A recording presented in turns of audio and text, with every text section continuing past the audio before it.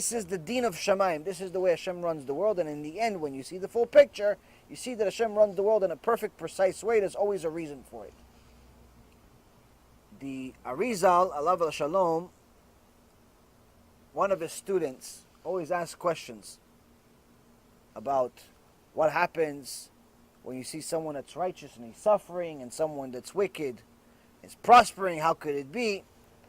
And he said, you know what? Go to the forest and stand by a specific tree.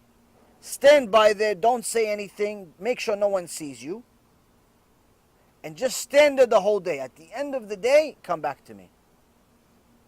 The rabbi says, we do. So the student goes, he hides in the bushes, and he's looking at the tree all day.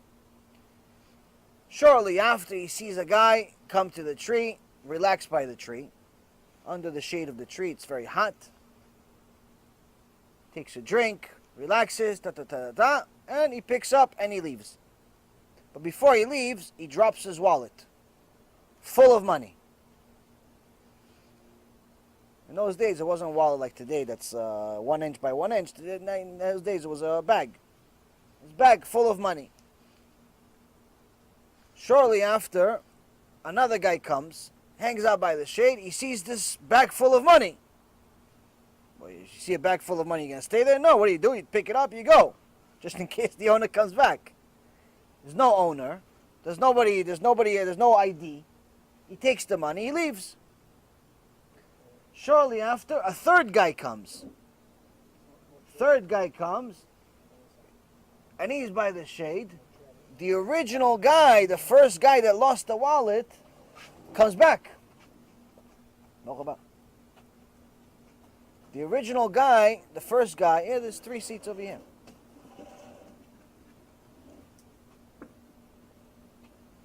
The original guy comes back, and he goes to the guy, hey, listen, I just left a little while ago, and I left my bag full of money over here. Give me the bag. And he says, there's no bag here. I'm here only for the last 15, 20 minutes. There's no bag of money. He goes, listen, don't lie to me. I left a bag full of money here. Give me the money. He goes, there's no money. I don't know what you're talking about. There's no money. The guy that lost his money gets angry, takes a knife, stabs him, and kills him. And leaves the body to die, and leaves. So the student of the ARIZaL goes to the rabbi. He says, Kvod Harav, how can this be justice? Do you know what happened? The ARIZaL says, I will tell you what happened. I wasn't there, but I'll tell you what happened. First guy came there, and he dropped his wallet, dropped a bag full of money. Second guy picked it, left, took the money with the reward. Third guy got murdered for something he didn't do. He goes, yeah, exactly, Kvod Harav. Why? What kind of justice is this? He says the justice is from Shamayim. What you don't know is what happened in the previous Gilgul. In the previous life, these 3 people were also part of the same case. The first guy that lost the money, the second guy that found the money, and the third guy that murdered, all 3 of them were part of the same case. The first guy, the guy that actually lost the money, he is the guy that found the money in the past and didn't return it. He found money, but he knew he took money from another guy, stole money from another guy, and when it came to the court case, he knew the judge. He told the judge, listen, judge, I'll give you a part of the money. Don't say anything. The judge took the bribe. So the first guy that lost the money, he's the guy that stole the money originally.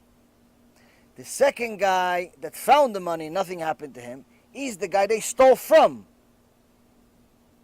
Now, this guy that lost the money, he had to come back in a reincarnation to return the money that he lost to the guy that he stole from.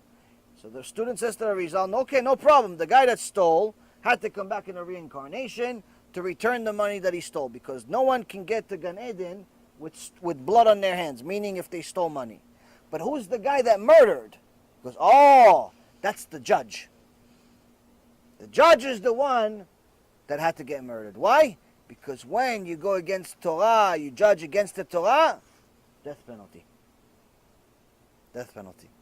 So Shlomo Melech, in the first 9 chapters, 10 chapters of the book of Kohelet, of Ecclesiastes, is telling us it looks unfair. Everything looks unfair. But it's not. It's very fair. It's a righteous judge.